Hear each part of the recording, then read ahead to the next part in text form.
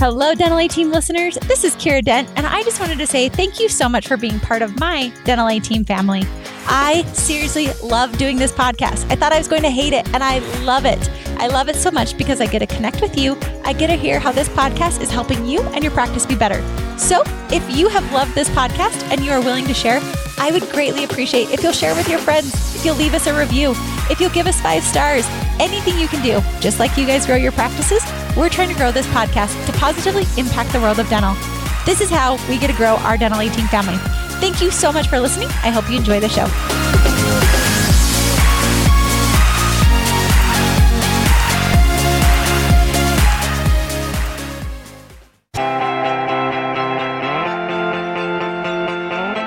Hey everyone, welcome to the Dental A Team podcast.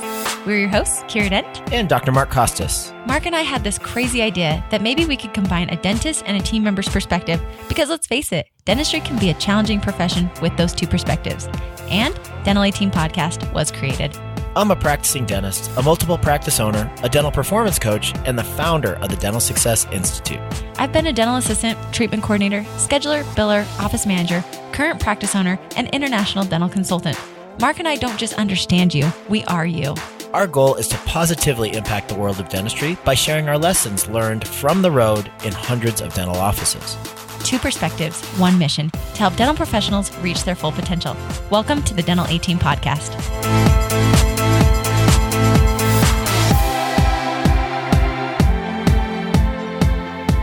Hello, Dental A Team listeners. This is Kiera, and I am coming to you live. This is actually a real fun episode because I am sitting in the Phoenix airport. We just finished the DSI Mastermind, and I'm sitting here with Ashley Dorn, which you guys are going to fall in love with. She's awesome. She's our latest KDC consultant. But even funnier, I have another surprise guest who just walked by and saw us sitting here podcasting. So I'm just gonna have her get on the mic. Who is this? Cheryl Cornelius.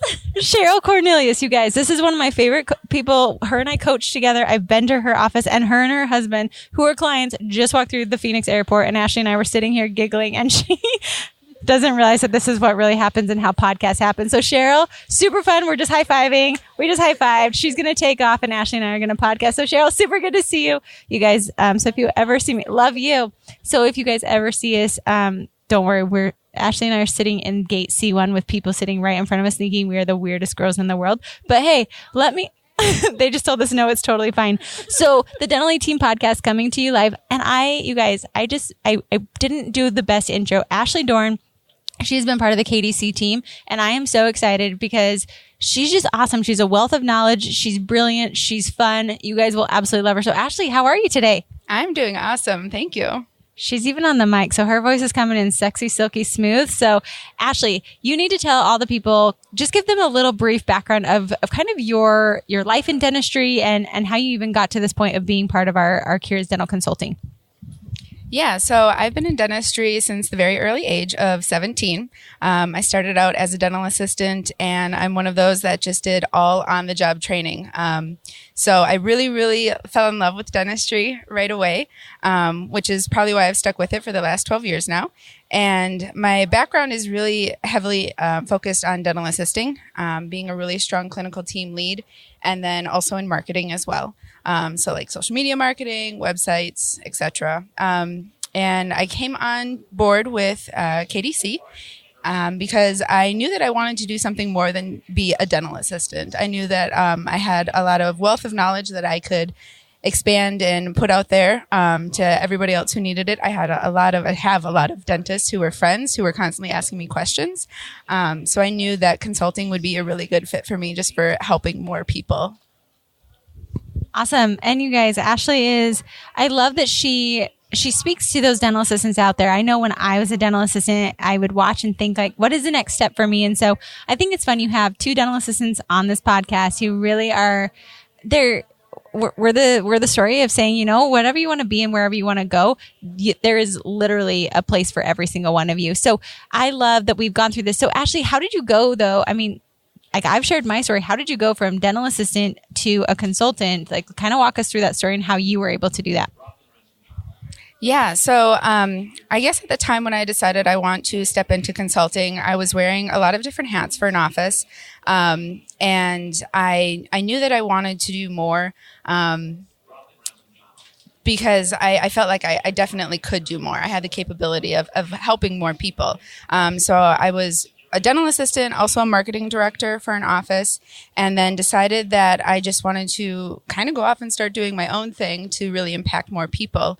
As I mentioned before, a lot of my friends who were dentists were asking me questions, and I felt like I just didn't have the time that I needed to really give them the results they deserved. So I made the jump, and I literally quit my job and started my business the same day. And now I'm working with you, and I'm super excited just to get on board and help even more people. Awesome. So I like it. You and I are birds of the same feather, just jump right in. We don't know what the heck we're doing. I strongly advise making sure you kind of have a semi-plan. Like it's probably in your best interest not to just like free for all quit your job and try it, because some people have done that, and I think it works. But I love that Ashley has the experience. She has consulting experience prior. She owned her own consulting business for a little while, and she also still has clients from that. And now she's part of our KDC team. But I love that she's super coachable and moldable, because as you guys know, I'm very protective of our name, our reputation. We go in, our core values are fire. We have the integrity piece, and our core values are that KDC and Dental A team should always be fun. You should have integrity. So own your word. You should have perfect follow-up. We get results, and we deliver more value than anyone ever expects, and it should be done with ease. So those are the core values of KDC and the Dental A team. And so Ashley fits all those. We were just at the Dental Success Institute's mastermind, and honestly, it was so incredible. I'm so glad that you were able to be a part of it. I am coming off of a massive high. I love being around people that are so much smarter than me and just picking their brains, learning from them. Ashley, how was your experience being at the DSI mastermind? Oh, it was awesome. This was my first time meeting Mark and literally all the other masterminds. I think mastermind is a great term for it, because there's just so much collaboration that goes on with everybody there. Everybody has their own set of problems, and you get to discover and meet people who are going through the same issues you are. As a doctor, I'm sure this is exactly what happens, and you get to network, to collaborate, to figure out ideas that are working for other people, and then take them back and how you can implement them with your own team. So I feel like this is just a really great system for improving practices. Awesome. I can't agree with you more. It was so fun, and I love the collaboration. And honestly, that's what the Dental A Team podcast was made for. So shout out to all of you listening. Thank you so much. And as always, if you know of somebody who could benefit from this podcast, we want to keep growing the family, because we're running into people that know us on the podcast, that have heard the podcast, that were saying, hey, we love that you actually are tactical, practical, you get right to it. So today, Ashley and I we're going to talk about expanded function dental assistants, because Ashley was an expanded functions dental assistant. I have done expanded functions dental assisting. I worked with offices. I scheduled with expanded function dental assisting, and you definitely schedule differently. You work differently. You utilize your assistants differently. And so we're going to dive into some tacticals of how to be that expanded functions dental assistant, how to schedule for those expanded function dental assistants, and try to give you guys some real solid nuggets if this is applicable. I know it's coming up across the nation. I just heard it's starting to get passed in Oregon. My good friend Justin Schmidt, his dental assistants are going to school to get this. I know that there are several other expanded function dental assistants. I personally think this is going to be a theme that will go across. So Ashley, tell us kind of your experience of being that, and drop some nuggets for us of the expanded function dental assistant world. So my experience with expanded functions dental assistant, I guess you really have to, I feel like I was empowered by the doctor, right? That you have to have a certain confidence with yourself. So I went through the process with really working with the doctor, asking a lot of questions. What exactly did they want me to do for them, and kind of feel out their standards. So really that collaboration, or calibration rather, comes down between the dental assistant and the doctor, and knowing where the expectation is and what the standard is for what we put out. Because if we're doing expanded functions on our own, it really is the doctor putting a lot of trust in us. So there has to be a really clear expectation set and relationship set. So working directly with the doctor, as we do as assistants, is one thing, but really putting yourself on that right hand side of the chair, left hand if you're working with a lefty, it sitting in a totally different seat. So you have to recognize that a lot of responsibility comes with that. But if you're confident in your clinical skills and really watch like every single little thing they do, you know, how they're placing their hands, how they're doing this, how they're doing that, just to get your own clinical and mechanical functions down, it really helped me from the start. I think that's a very interesting point of when you're an expanded function dental assistant, that doctor is putting huge trust in you. I mean, they're walking away, they prepped the teeth and they walk away and good luck. You're doing the fillings, you're placing the bands. And I love that you said, I mean, you guys, I taught at a dental college and they teach these doctors how to do fillings and they have to do a lot of this while they're in school. They have to become very proficient. I'd say they probably walk out very proficient with fillings and crowns. They get more and more so in real life world. But Ashley, what were some of the little tips that you learned? Like, let's drop some. I love hearing, how did you get your fillings better? How did you do your crowns better? What were some little tricks that you learned along the way from your doctors or from your own experience that really helped make it easier for you to act as the doctor? I mean, we're not doctors, obviously, but to be able to do just as good, if not better dentistry than the doctors you are working for.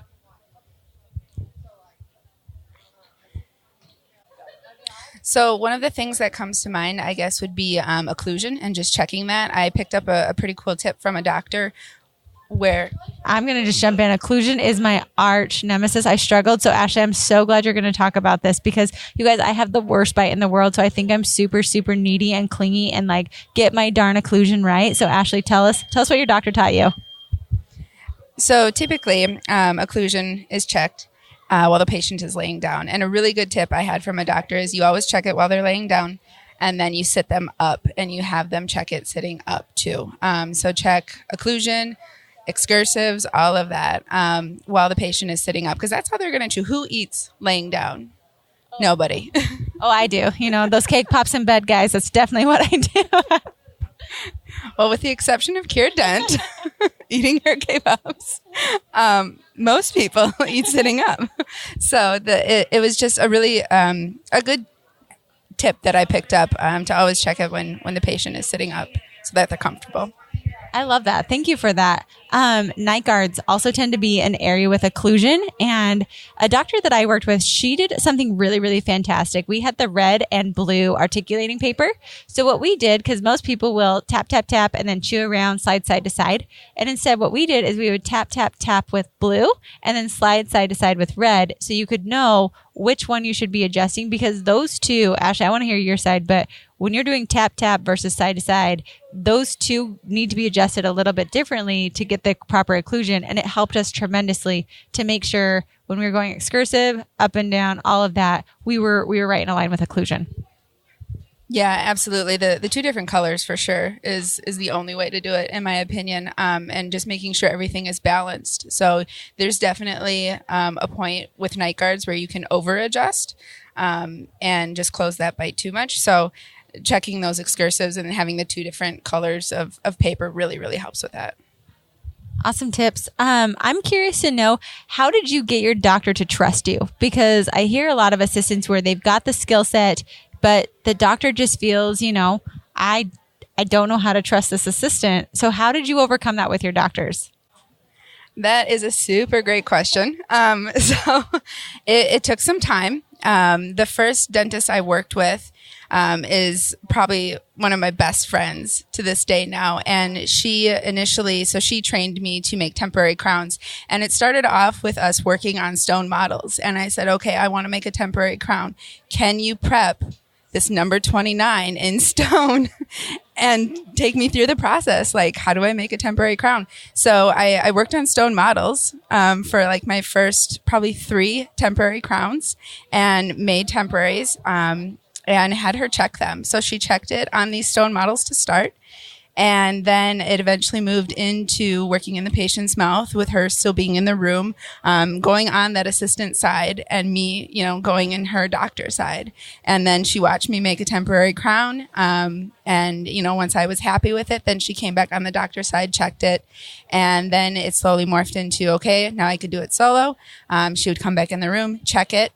after I said I was completed. And eventually that trust was just there and that bond was there. And it was, all right, you know what? You say it's good. I believe you.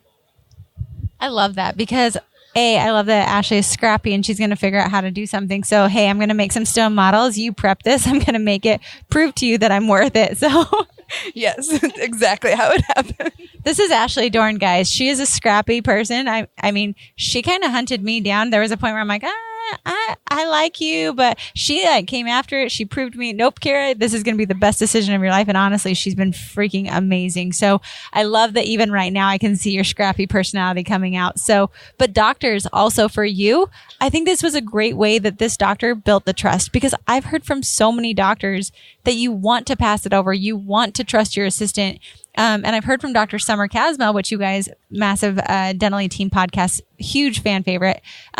What she does is she'll assist even associate doctors because it's the same thing. We're handing over this level of trust. I am not a doctor. I do own a bunch of practices and I own businesses. And handing over that level of trust is scary. And so, practicing on the stone model and then assisting your assistant. Doctors, I know that feels weird, but guess what? The patient really doesn't know what is going on. You just act confident and tell them that this is what's happening. They are totally fine. Switch sides. They really don't know. We just know we feel weird because it's out of normal for us. But remember, they come and see us once or twice a year and that's it. So anything we do, as long as we're confident, they're okay. But I love that your doctor assisted you. I know Dr. Sommer assists her associates to see what they're actually doing and then switch sides again so you can ensure that. I really think that that's building the confidence. And when you can get, doctors, think of how much freedom you can have if you have an assistant that can place your temporaries, that can pat cord for you, that can seek permanent crowns for you, that can seek fillings they'll place fillings for you. They can do all those things. Our doctor, when I was working in Colorado, we would literally prep a whole quad and she would kind of giggle and be like, here you go, assistant, good luck, I'm out of here. And we also used to edify our assistants and say, hey, they've gone to school, they're super trained, they're actually better than the doctors at doing fillings, they're a filling specialist, so they're going to be the one to take over from here. Ashley, did you have any of those experiences or anything similar that you can relate to? Yeah, I would say that passing of trust is super important.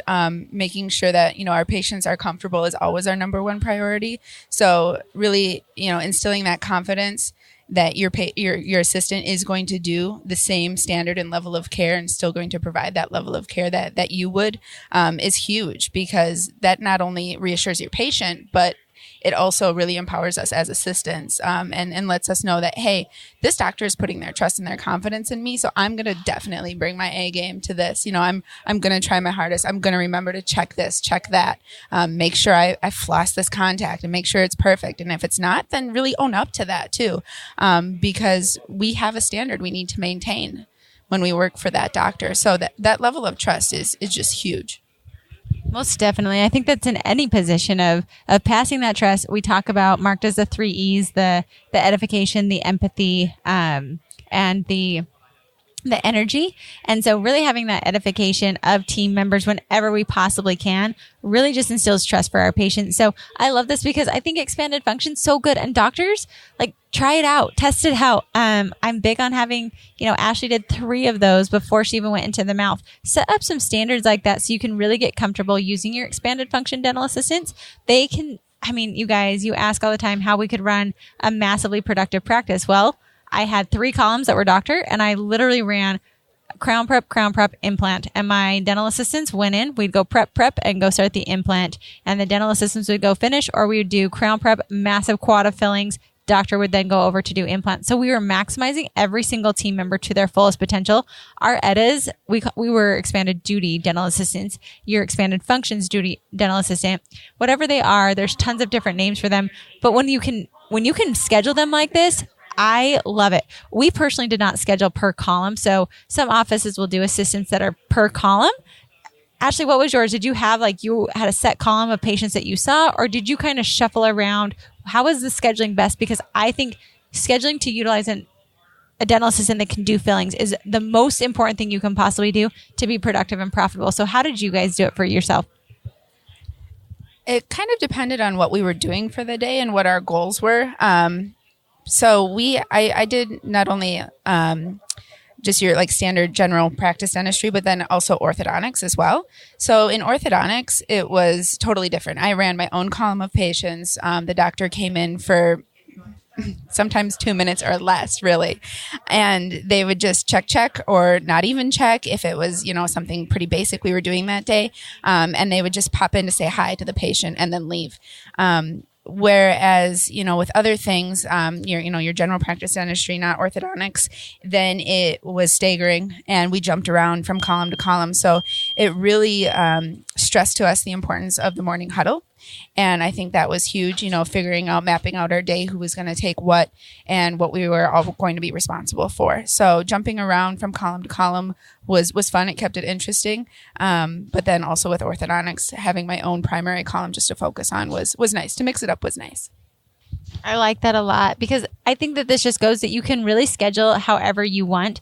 But I'm obsessed with making sure when you look at it, and this I feel this is the elite practice. This is the A-team practice that really levels up to a higher level when you can look, and in every single column with every single person that's working on your team, you utilize them to their maximum efficiency. So if you have it, and you can have your dental assistants doing their ortho column, or you can use your assistant when the doctor should be prepping teeth.